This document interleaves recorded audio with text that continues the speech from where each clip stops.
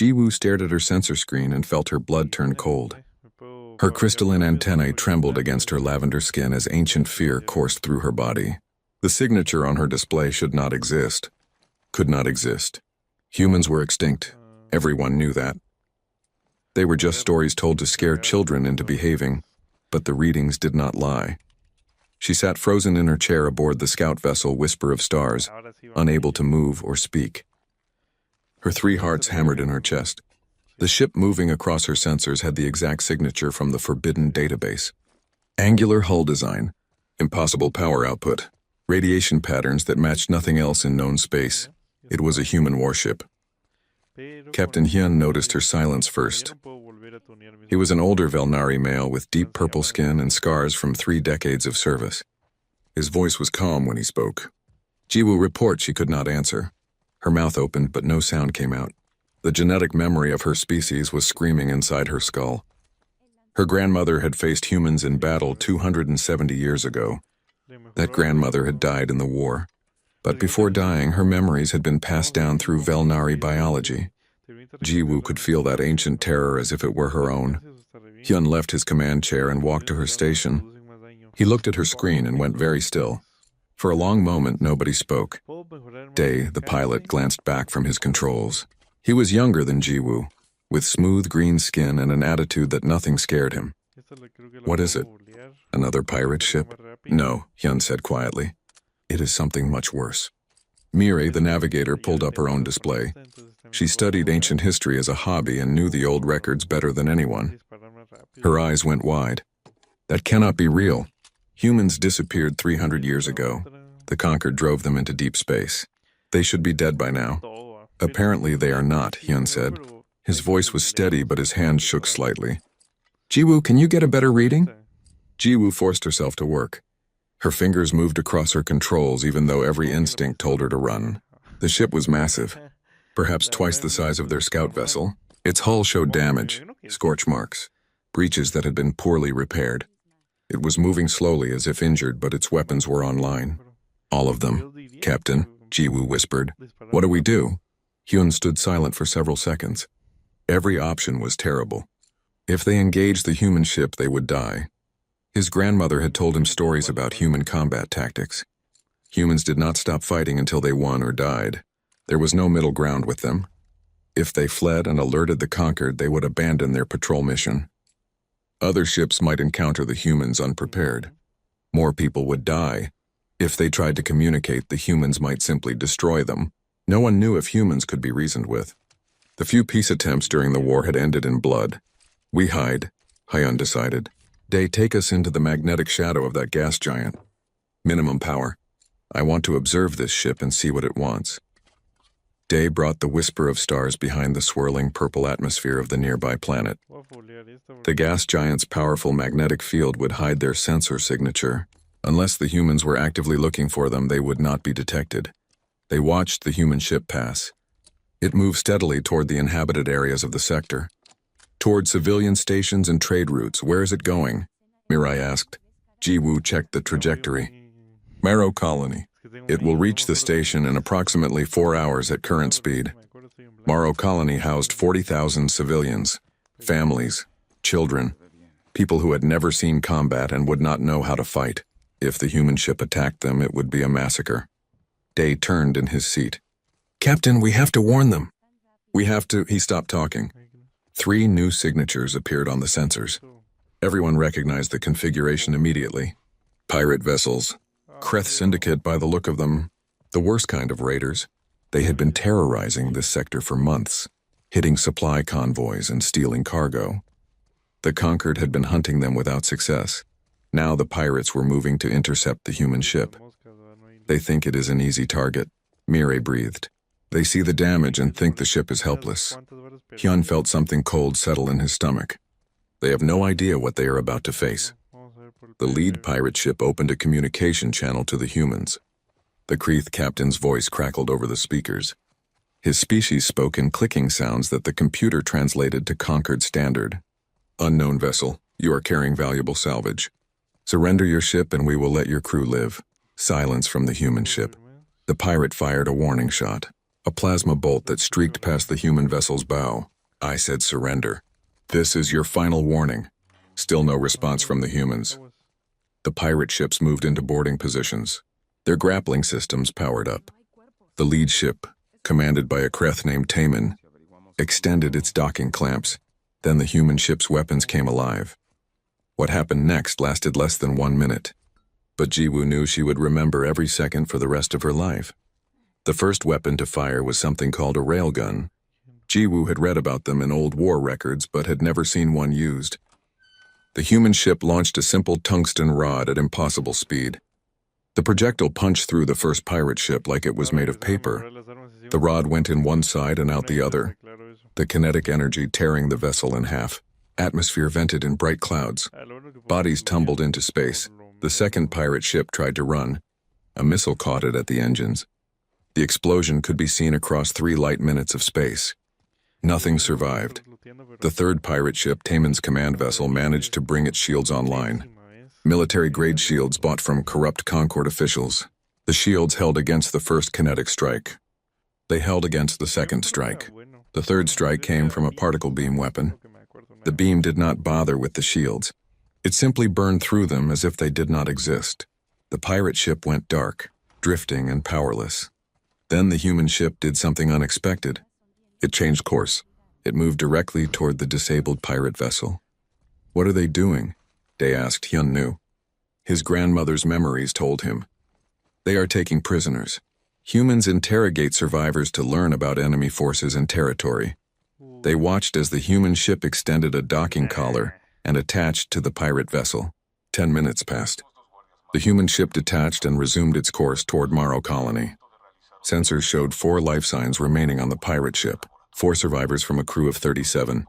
Captain, Jiwoo said. What are your orders? Hyun made a decision that would change everything. Dae, follow that ship. Maximum safe distance. We need to know what the humans want at Morrow Colony. And if they detect us? Dae asked. Then we find out if humans have learned mercy in 300 years, Hyun said. Or if they are still the monsters from the old stories. The whisper of stars followed the human vessel through empty space.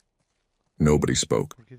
They were following a legend, a nightmare, something that should not exist. Jiwoo tried to calm her racing hearts. She told herself the humans might be different now. 3 centuries was a long time. Maybe they had changed. Maybe they wanted peace. Then her console beeped with a new alert. She checked the readings and felt sick. The human ship had sent a data burst into deep space. Mirai managed to decrypt part of the message. The words appeared on the main display in old human language, translated by their computer. Survivors confirmed. Continue to Morrow Waypoint. 27 days fuel remaining. Colony status unknown. If anyone receives this, Earth remembers. We are coming home. Coming home. The words hung in the air like a threat. The human ship approached Morrow Colony. The station's automated defenses detected the unknown vessel and activated. Warning sirens echoed across all communication channels. Targeting lasers painted the human ship's hull. The humans did not power up their weapons. Instead, they broadcast a message on every frequency. The message was in 15 different languages, including several that had not been spoken in the Concord for 100 years. Requesting humanitarian assistance. Civilian vessel. Minimal armament. Children aboard. Children. There were children on that warship. Jiwoo looked at Captain Hyun. They said children, Captain. They have families on that ship. Before Hyun could respond, Morrow Station's defense grid opened fire. Plasma bolts hammered into the human vessel. Shields failed. Hull plating burned and peeled away. Atmosphere vented from multiple breaches. The human ship did not return fire. It moved behind the station's docking arm, using the structure as cover. They were not attacking. They were trying to survive. Hyun grabbed the communication controls. Morrow Control, this is Captain Hyun of the scout vessel Whisper of Stars. Cease fire immediately. That vessel is attempting to surrender. The defense coordinator's panicked voice came back. Captain, that is a human warship. Our standing orders are 300 years old, Hyun interrupted. Cease fire now or I will report you for war crimes against civilians. The defense grid went silent. In that sudden quiet, a new voice came over the communication channel. It was human, female, young, and absolutely exhausted. This is colony ship homebound. Captain requesting emergency dock. We have casualties. We have children, please, we cannot run anymore. Please help us. The silence after the human's plea was heavy. Everyone on the bridge of the Whisper of Stars exchanged glances. Jiwoo felt her fear warring with something else. Something that felt like guilt. Captain Hyun opened a channel to Morrow Station's command center. Morrow Control, patch me through to your station administrator. We need to talk, now. The response came quickly. Stand by, Captain.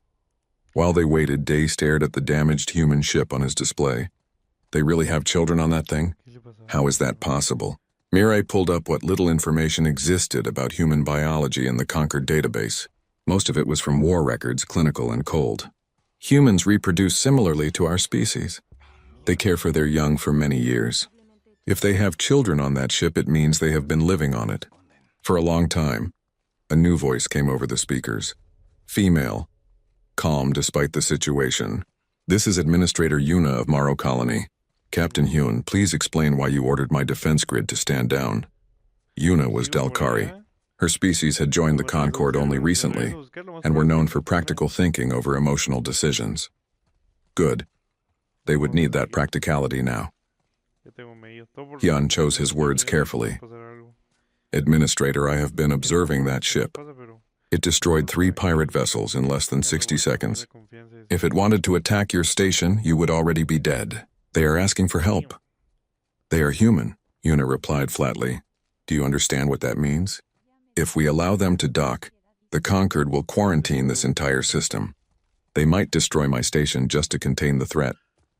Then we are killing children to follow rules made 300 years ago, Hyun said. Another voice interrupted. The human captain from before. Please let me explain. My name is Nari. I command the colony ship homebound. We are not military. We are refugees. We have been running for 8 months. We have nowhere else to go. Yuna's tone was sharp. Refugees from what? Why should I believe you? There was a pause. When Nari spoke again, her voice was thick with exhaustion and pain. We are refugees from the deep dark, from the place your Concord forced us to 3 centuries ago. We built colonies out there. 13 settlements on 11 worlds. We survived. We adapted. We raised families. She stopped, drew a breath, continued. Then something found us. 20 years ago. We call it the silence because that is what it leaves behind. It does not talk. It does not negotiate. It just consumes technology, resources, people, everything. Jiwoo felt her skin prickle. What kind of thing? Unknown origin, Nari said. Unknown biology, if it even has biology. It travels in ships that look grown instead of built. Its weapons bypass our shields. Bypass yours too, probably. It has been hunting us for 2 decades. We lost 4 colonies, 14 ships, over 60,000 people. The numbers hung in the air. 60,000 dead. The homebound is carrying 847 people. Nari continued. We are the last survivors of Outpost Maris. 6 colony ships escaped when the silence found us. 3 were destroyed during the run. 2 more were lost to pirate attacks. We are all that remains. Mirai worked her console, checking the human ship's configuration. Captain Hyun, she is telling the truth. That ship is not a warship. The weapons are retrofitted, salvaged from different sources. The hull design is for long-term habitation, not combat. Day shook his head. But they destroyed 3 pirate ships in seconds. How is that not military? Because we had to learn, Nari answered. She must have heard him over the open channel. When you spend 20 years being hunted, you learn to fight or you die. We chose to fight. We are not proud of what we have become. But we did what we had to do to protect our families. Administrator Yuna cut in. Even if I believe you, even if I want to help, the moment you dock, this becomes an incident. The Concord will send warships. They will arrest everyone involved. Your people will be imprisoned or worse. My station will be shut down. I know, Nari said quietly. I know what we are asking. But we are out of fuel, out of food, out of options. Our engines are failing. If you turn us away, we will drift here until life support fails. 62 of our people are children under the age of 10. If you refuse us, you are executing them. Jiwoo closed her eyes. She tried to imagine what it must be like. Running for 8 months. Watching your home destroyed. Watching other ships fall behind and die. Carrying children through that nightmare and somehow keeping them alive. She opened her eyes and spoke before she could stop herself. Administrator Yuna, I recommend we allow them to dock. Everyone looked at her in surprise. Even Captain Hyun raised his eyebrows. Ji-woo, Hyun said carefully. You are aware of the consequences? Yes, Captain, but I am also aware that my species has genetic memory. My grandmother fought humans in the war. I can feel her fear right now. It is real and powerful, but I can also feel something else. Shame. Because the Concorde drove them into the dark without mercy. We created this situation. Maybe it is time we took responsibility for it. There was a long pause. Then Hyun nodded slowly. Administrator Yuna, I support my officer's recommendation. Allow them to dock. I will take full responsibility in my report to Concord Command. Yuna made a sound that might have been a laugh or a sob. You are asking me to risk 40,000 lives on faith. Faith that humans are not the monsters from our history books. I am asking you to save 800 lives because it is the right thing to do. Hyun replied.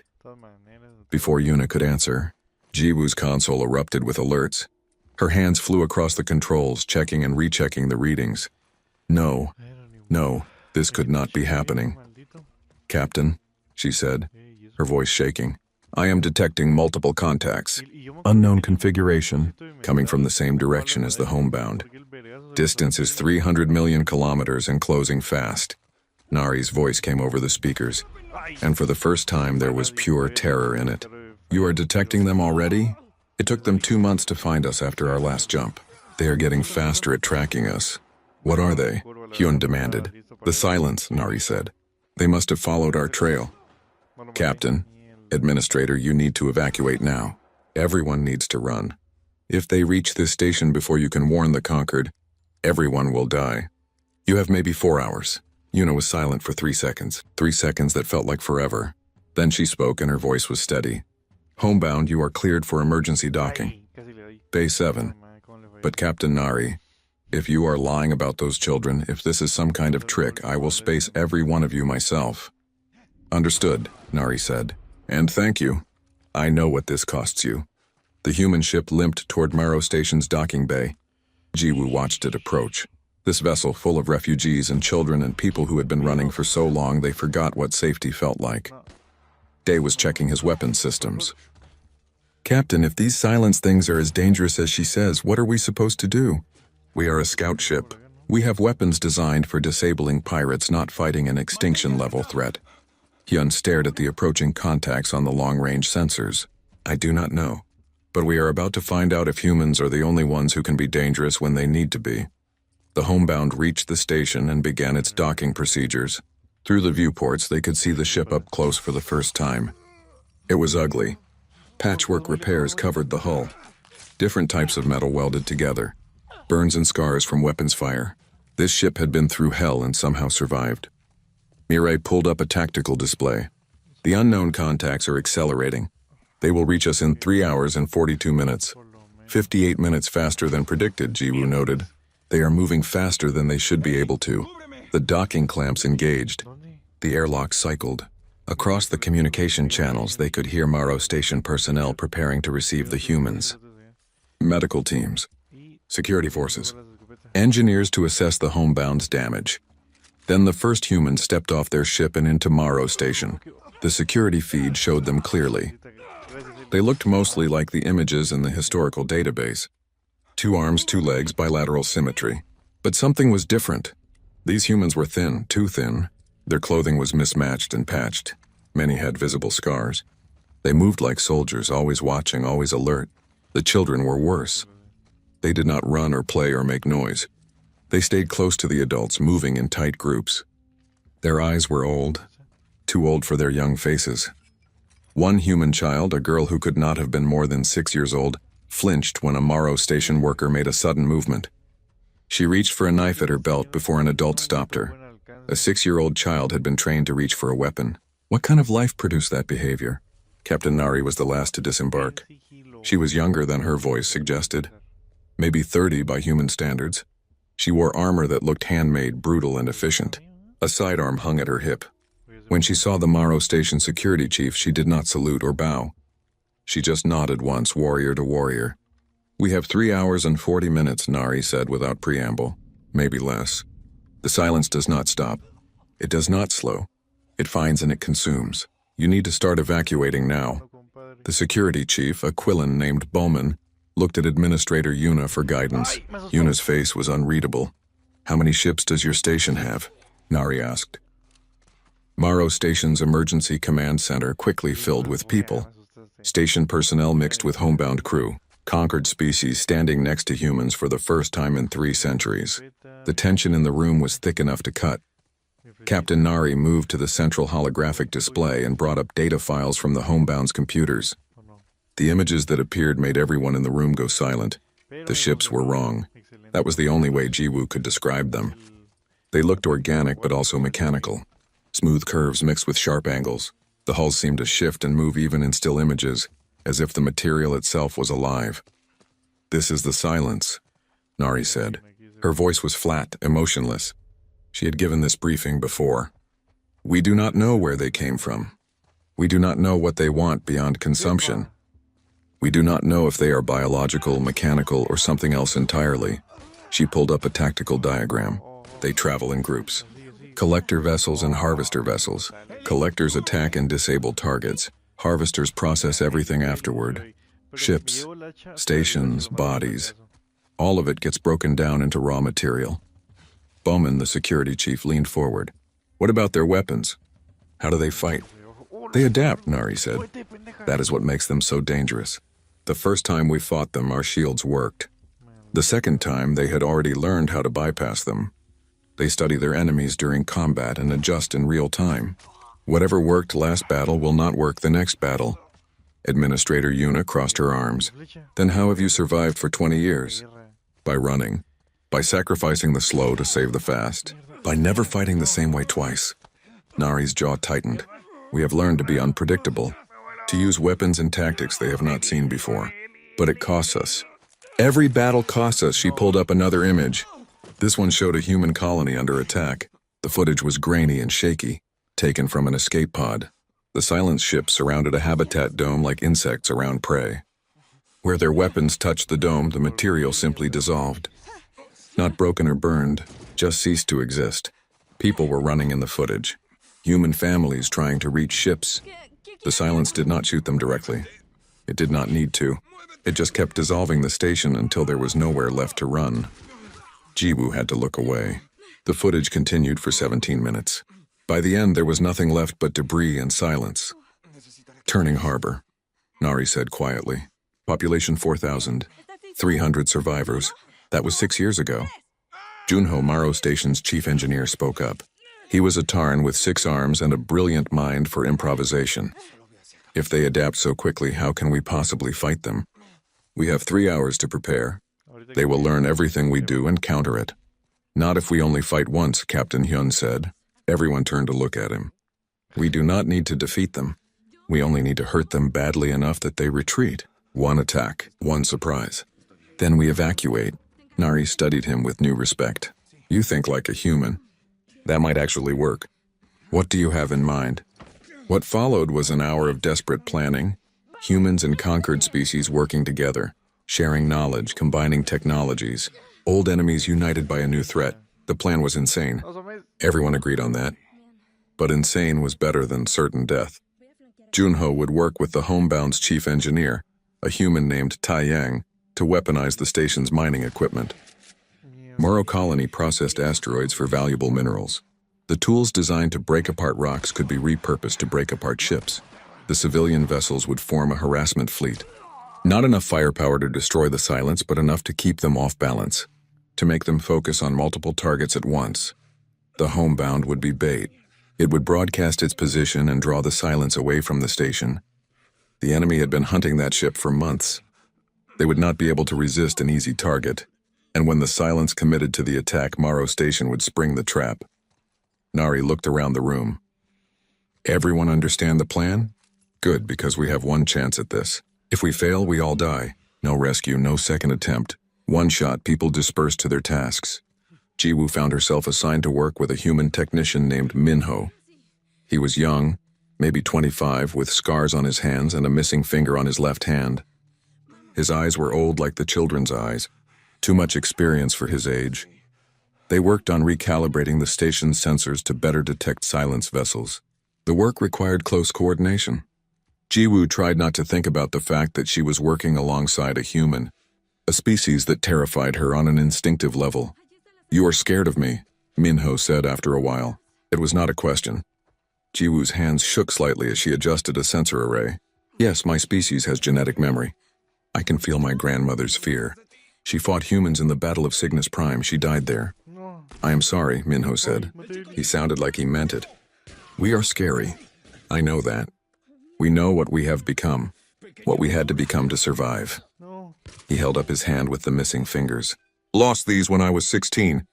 Pirate raid. Learned to shoot with my other hand. 16. He had been a child. Are you scared of us?" Jiwoo asked. "Of what you have become?" Minho was quiet for a moment. "Every day. But I am more scared of the silence. And I am more scared of my little sister dying because I was too afraid to fight. Fear is useful. It keeps you alert. But you cannot let it control you." They worked in silence for a while.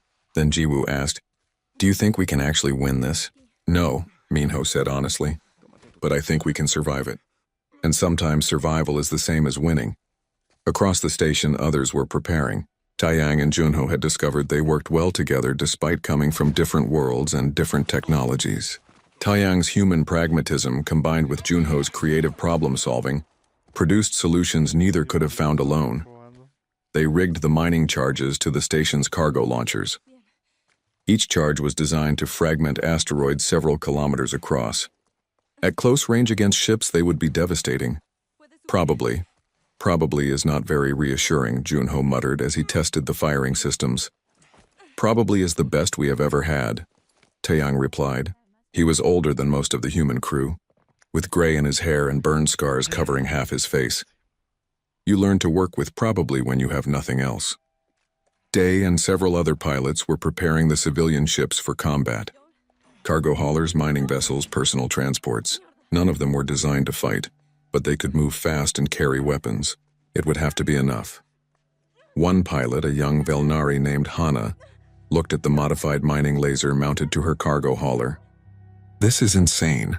We are going to die." "Maybe," Day agreed. "But if we do nothing, we definitely die. At least this way we have a chance." Time passed too quickly. 3 hours became 2. 2 became 1. Captain Hyun stood in the command center with Administrator Yuna and Captain Nari, watching the long-range sensors. The silent ships were getting closer.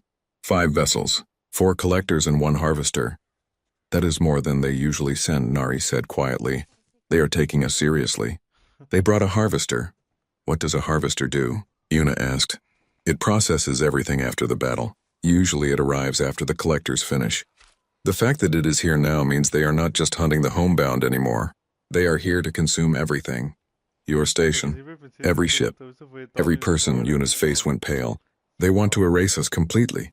"Yes," Nari said. "That is what they do." The silent ships entered the system. On the sensors, they looked like dark holes in space.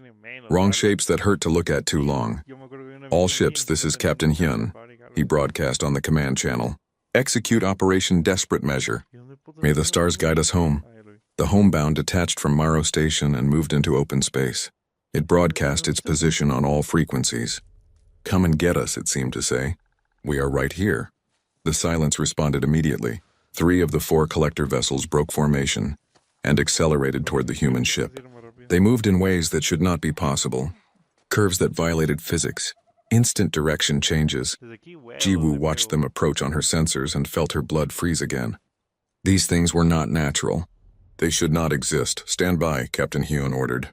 "Wait for them to commit. Wait for the trap." The collectors closed on the homebound. The human ship looked helpless, drifting and damaged. Perfect bait. The collectors were 200 kilometers away. 150. "Now," Hyun commanded. Maro Station's tractor beams fired at maximum power. They could not hold the silent ships. The collectors were too massive, too powerful, but they could slow them down for a few precious seconds. In those seconds, the cargo launchers opened up. Fusion charges shot across the distance and slammed into the nearest collector vessel. The explosions were bright enough to light up the entire system. When the light faded, the first collector was in pieces. Fragments tumbling through space, leaking some kind of fluid that might have been fuel or might have been blood. The second collector adapted. Its hull shifted and changed, forming armor or shielding. The next fusion charge hit this new surface and detonated, but the ship survived. Damaged but functional. The third collector did something none of them expected. It returned fire. Space around Morrow Station turned into chaos. Ships that were never meant to fight threw themselves against an enemy that should not be possible to defeat. Hana, the young Velnari pilot, flew her cargo hauler in close to one of the collector vessels. Her hands shook on the controls, but she kept her course steady. The mining laser mounted to her ship was designed to cut through rock, not military hulls. But the silent ships were not normal military hulls. She fired. The laser burned across the collector's surface, scoring a deep line through the strange material. The ship reacted immediately, its hull rippling and changing. Armor formed where the laser had hit, but Hana was already gone, diving away at maximum thrust. Another civilian ship, a mining vessel piloted by a Quillan named Yunji, came in from a different angle. She fired explosive charges normally used to break up asteroid cores. The charges hit the collector where Hana's laser had weakened it. The explosion tore a chunk from the collector's hull. Something like ichor sprayed into space. The ship listed to one side, damaged but not destroyed. "Hit and run," Captain Nari's voice commanded over the open channel. "Do not stay close. Do not let them learn your patterns. Keep moving." The whisper of stars danced through the battle, firing missiles at weak points in the collector ships. Day flew like a madman, performing maneuvers that should have torn the ship apart. Captain Hyun stood behind him, hands gripping the back of the pilot's seat, trusting his crew. Jiwoo worked her sensors, tracking all 5 silence vessels and trying to predict their movements. "Captain, the second collector is adapting its shields. Our missiles are becoming less effective. Switch targets," Hyun ordered. "Attack the third collector. Keep them guessing." But the silence was learning. Every attack gave them more information. Every weapon revealed its weaknesses. The collectors began moving in coordinated patterns, covering each other's damaged sections. Their return fire became more accurate. A cargo hauler took a direct hit from one of those terrible erasing beams. The ship did not explode. It simply ceased to exist in a perfect spherical section. The 2 halves tumbled away, atmosphere venting, the pilot dead before they could even scream. More alarms across the communication channels. More deaths. The civilian ships were not built for this. Then something worse happened. While everyone focused on the collectors, the Harvester began its approach to Morrow Station. It had not fired a single weapon. It did not need weapons. Its purpose was not destruction. It was consumption. The Harvester extended what looked like tentacles, kilometers long and impossibly thin. Where they touched the station's hull, the metal did not break or melt. It dissolved, converted into raw material and pulled into the Harvester's mass. "It is eating the station," Administrator Yuna whispered. Her calm had finally shattered. She watched her home, the place she had spent 15 years building, being consumed by something that should not exist. The evacuation shuttles launched in waves, civilian ships fleeing in every direction. The Harvester ignored them completely. It wanted the station itself. The technology, the resources, the knowledge stored in the computers. The people were irrelevant. Junho watched from the engineering deck as sections of the station disappeared. His work, his designs, his home, gone, erased. He felt helpless rage building in his chest. Beside him, Taeyang put a scarred hand on his shoulder. "I know what you are feeling. I watched my colony die the same way. We could not stop it either. Then how do we fight it?" Junho demanded. Taeyang was quiet for a moment. Then he looked at the homebound, still drifting in space, damaged and barely functional. "We do what humans always do when we have no other choice. We improvise. We sacrifice. We take the enemy with us."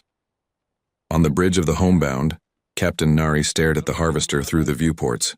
She had been running from the silence for 8 months, watching it destroy everything she loved, everyone she knew. She was so tired of running. She opened a channel to Morrow Station. "Captain Hyun, Administrator Yuna, I have an idea." "You will not like it." "Tell us," Hyun said. "Our fusion core is already unstable. We have been running it at 140% capacity for 3 months. It should have melted down already. If we overload it completely and ram the homebound into the Harvester, the explosion might be enough to destroy it." Silence on the channel. Everyone understood what she was saying. "That would require someone to pilot the ship," Hyun said carefully. "A suicide run." "Yes," Nari agreed. Her voice was steady. It would. I will do it. My crew will evacuate to the station. I will fly the homebound alone. No, came a chorus of voices. Not from the station, from the homebound itself. Nari's crew listening on the internal channels. Minho, the young technician with missing fingers, spoke for all of them. You led us this far, Captain. You do not get to die alone. We are humans. This is what we do. We fight until there is nothing left to fight with. Other voices joined in. Taiyang, engineers, gunners, navigation crew. 23 people volunteering to die. Jiwoo felt tears running down her face. She had been terrified of humans. They were monsters in her genetic memory.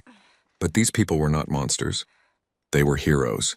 Broken heroes, scarred heroes, but heroes nonetheless. Administrator Yuna's voice was thick with emotion. Captain Nari, I will not order you to do this. But if you choose it, if your crew chooses it, Morrow Station will remember what you did here. The conquered will know. History will know. History does not matter, Nari said quietly. Only the future matters. Only the children who survive us. That is worth dying for. The homebound's crew evacuated the civilians, the 824 refugees who had survived 8 months of hell, the 62 children who had never known a safe home. They were loaded onto shuttles and sent to Morrow Station.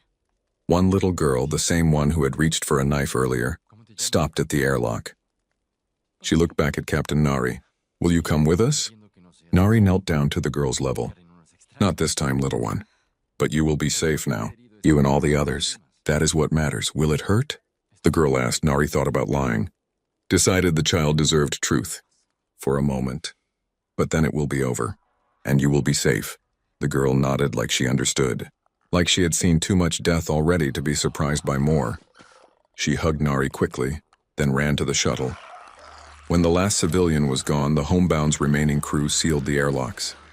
23 people who had chosen to stay, chosen to die so that others could live. They diverted all power to the engines and the fusion core. Warning alarms screamed through the ship.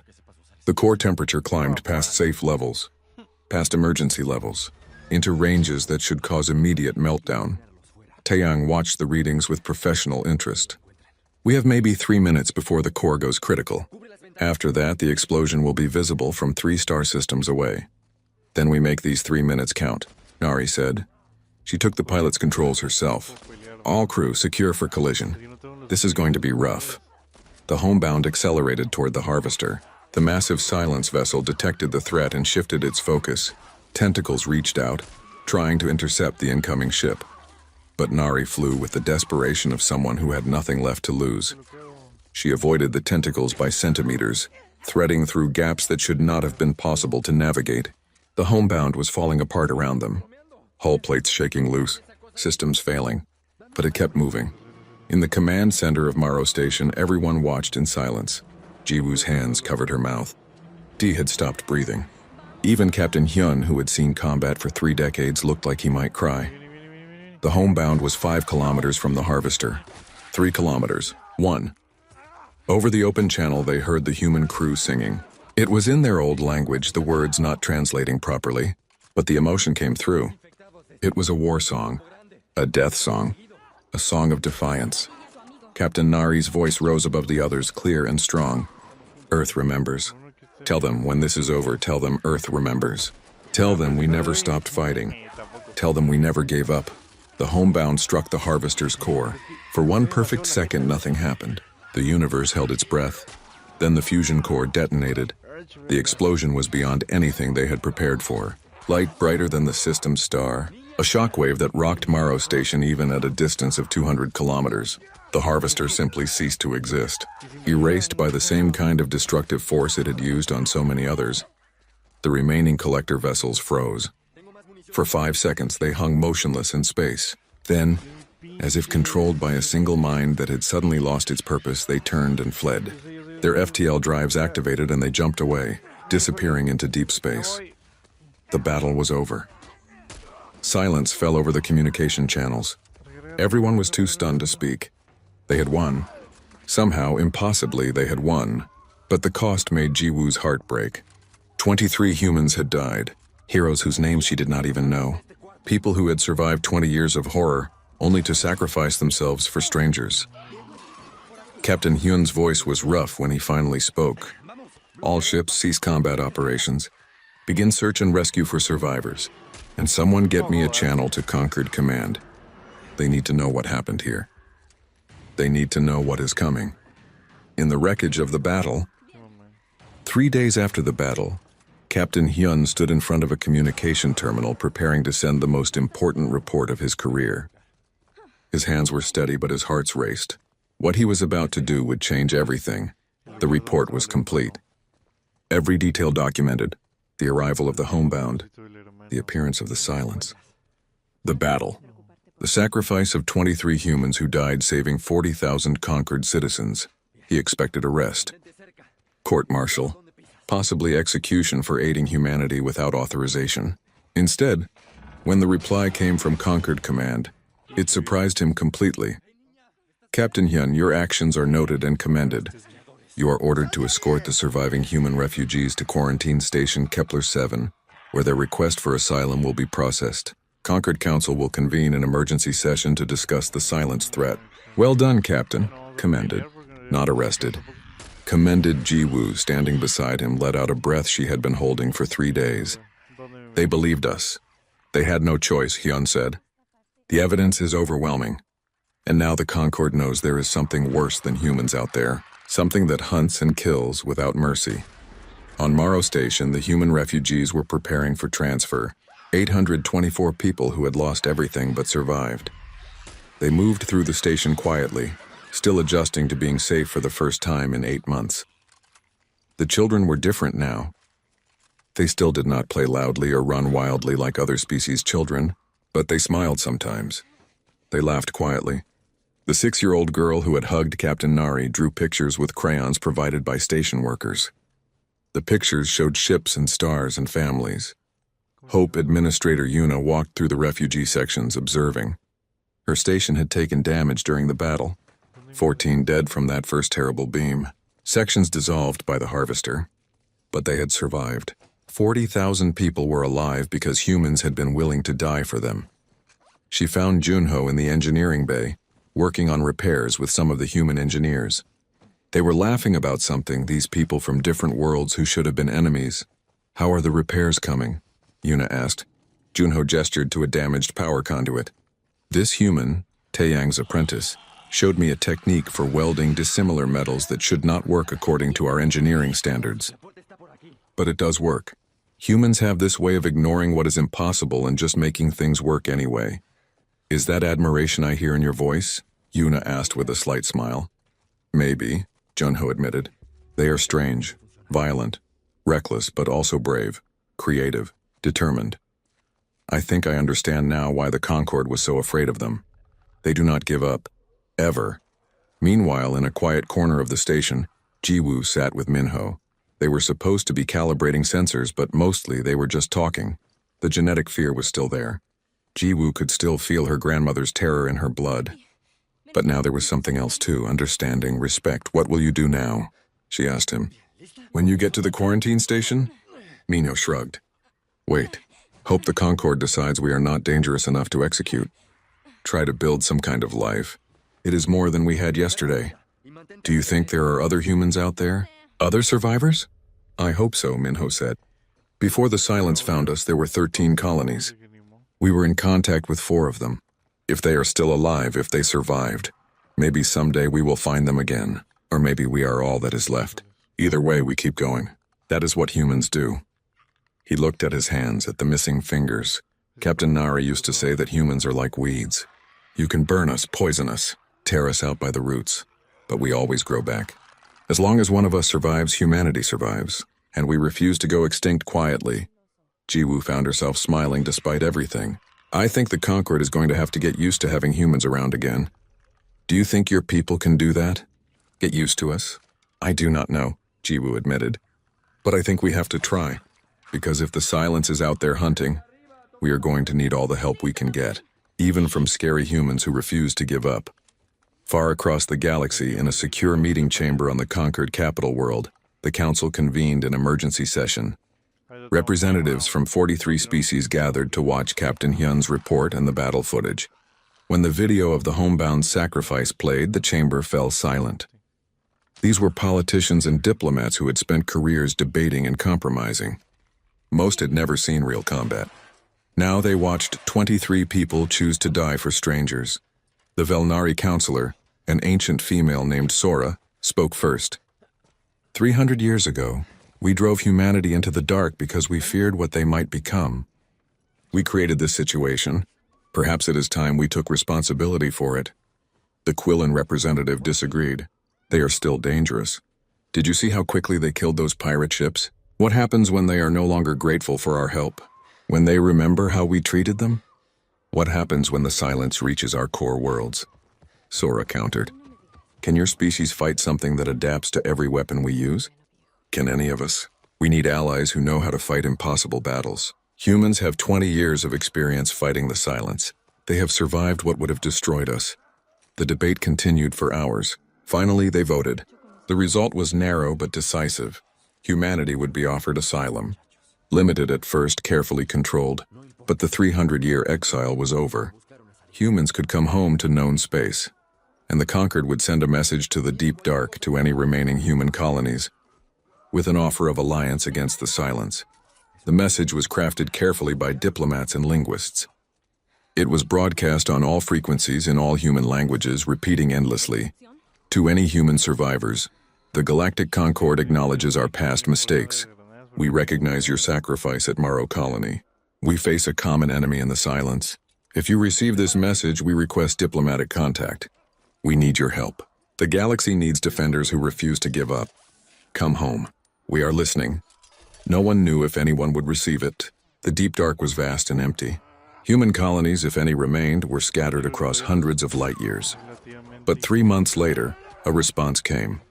It was brief. Just a few words in old human language. We hear you. We remember Earth, we remember what you did, but we also remember what humans are capable of. We are coming, but we are coming on our terms. Prepare yourselves. The message included coordinates for a meeting place in neutral space, and a warning. There are 7 human colonies still surviving. We number 47,000. We have been fighting the silence for 20 years. We are not the same species you exiled. We are harder now, meaner, but we are also still human. We still protect those weaker than us. We still believe in hope. Let us see if you deserve our help. 6 months after the Battle of Morrow Colony, Jiwoo stood on Quarantine Station Kepler 7 as liaison officer for the human refugees. It had been a strange 6 months.